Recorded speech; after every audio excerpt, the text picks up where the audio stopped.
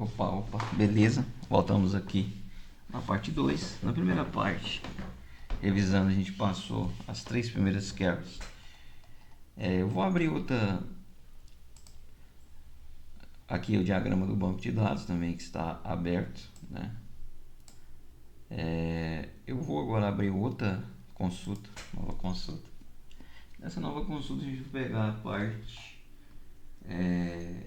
3, que é a função escalar. Na função escalar, o que acontece? Nós temos a função escalar e temos um exercício. Esse exercício, ele simplesmente faz o seguinte. Vou comentar toda a estrutura dele aqui, que é elementos dele, tá? E o que esse exercício fala? Então, o primeiro exercício é para criar uma função chamada fn calcular valor. E nesse momento, fn calcular valor, posso colocar ela aqui. Eu já vou deixar pronta a base, tá? Mas a gente poderia muito bem entender que, como a gente cria viewing, cria vários elementos, a gente consegue também criar uma function facilmente. Então vou pôr maiúsculo, create um function, o nome da function, e por padrão ela tem esse nome que a gente vai colocar aí.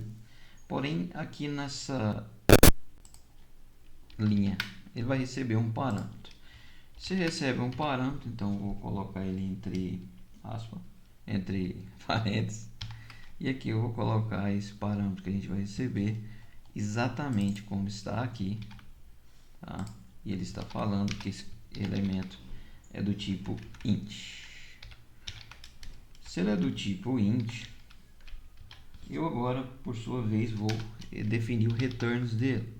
O que é o returns? O que ele vai retornar? E o que ele vai retornar para mim? Ele fala para mim, retorna um decimal do tipo 10,02. Então eu vou vir aqui, colocar abaixo as, eu tenho o begin, ou seja, o que vai começar, e o end, aonde vai terminar. Nesse momento aqui, eu tenho a minha base da minha função pronta. E tendo a base da minha função pronta, eu vou resolver o meio dela, tá? E o que seria o meio dela? Ele quer retornar o valor total. Se ele vai retornar o valor total, eu já vou declarar uma variável aqui, arroba valor total. E se eu vou retornar ela com 10.2, eu vou retornar essa variável desse tipo também. Decimal 10.02, ponto e vírgula. E o que eu tenho que fazer? Tá? Eu tenho que fazer aquele select para pegar esse valor por esse ID lá no estoque. Tá? Não entendi. Vamos lá. O estoque está aqui e ele tem uma quantidade, tá? E essa quantidade, ele tem o preço do livro que está aqui, e eu posso simplesmente fazer essa junção aqui, porque é os valores que estão no estoque. A gente poderia pegar os dados daquelas consultas anteriores? Poderia, mas vamos fazer essa consulta toda para vocês entenderem. Se eu estou, vamos fazer minúsculo, tá? O select, asterisco, from, e eu quero ir para estoque. Então eu vou para stq, ou este é melhor. Vou para estoque, e nesse momento estoque liga com livro, porque é estoque dos livros, certo? Se ele liga com livros, inner join livros, ok, li onde? li.livroid é igual a este ponto livro ID. Ok, porém, entretanto, todavia, o que eu quero? Eu quero que li.livroid seja igual a quem? Ao dado que você passou na função. Nesse momento, você passou esse dado na função, o select vai estar pronto ao meio do produto, tá? E eu, se eu selecionar esse dado aqui, ó, ele não vai dar certo porque esse aqui é uma variável, essa variável não foi definida. Mas entenda que eu posso, para testar, falar, peraí, como eu vou passar a variável 1, que já está falando aqui para mim, vamos testar com 1 direto. Vou comentar esse livro aqui que eu quero somente executar essa parte. E ele me deu o valor, olha que legal. E se ele me deu o valor, o que eu posso fazer? Eu posso vir cá, li ponto preço vezes o estoque ponto a quantidade que está lá. E nesse momento que eu tenho LI e a quantidade, eu tenho o valor que eu tenho desse estoque do 1. O valor é 845. Ok. Se ele é 845, o que eu preciso fazer?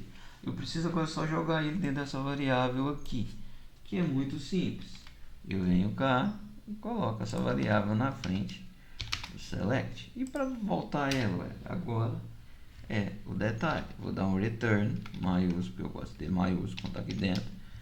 Não vai fazer diferença em pôr minúsculo, tá? Mas eu vou retornar aqui. Eu vou tornar o valor total. Só um problema. E se eu passar um livro que não tem estoque ou não tem esse valor, ele vai dar nulo. E para não retornar nulo, o que eu vou fazer? Eu vou usar uma função que chama isNull, tá? E essa função é o seguinte: avalia se esse valor que passou para ela é nulo. E se for nulo, o que eu quero é que ele volte. Aí eu volto 0.00.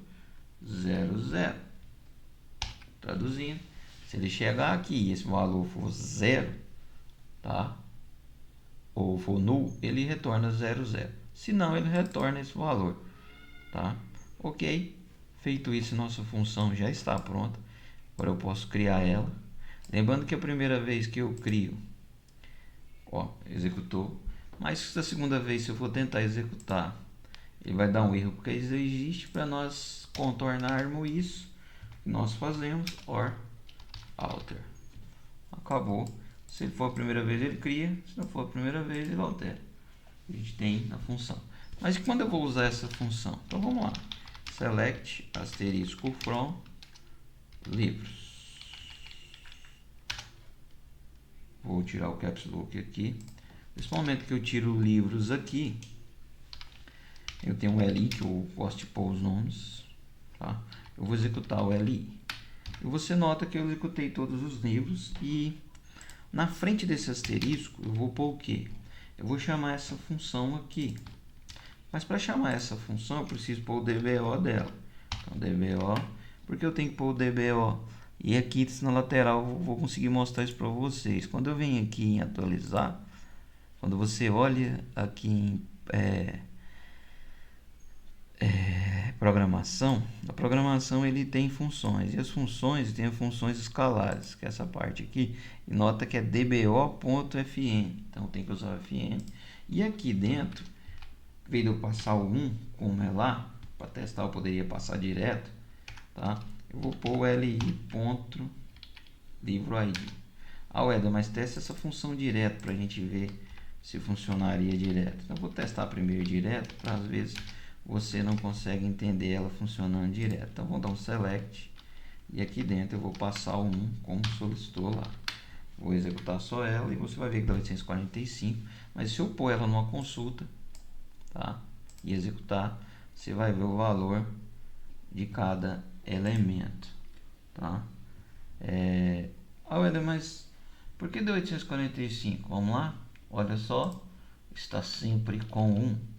E nós temos que voltar, deixar a variável, executar de novo a função para ir alterar, certo? Alterou.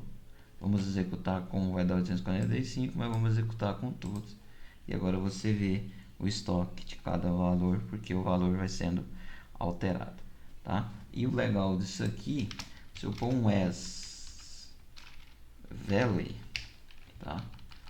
E eu aqui der um order by value desk e executar, será que vai funcionar igual order by? Ok, agora a gente tem por valores de funções. Beleza, essa foi a questão de onde você vê a função, como você cria a função, como você retorna o valor, tá?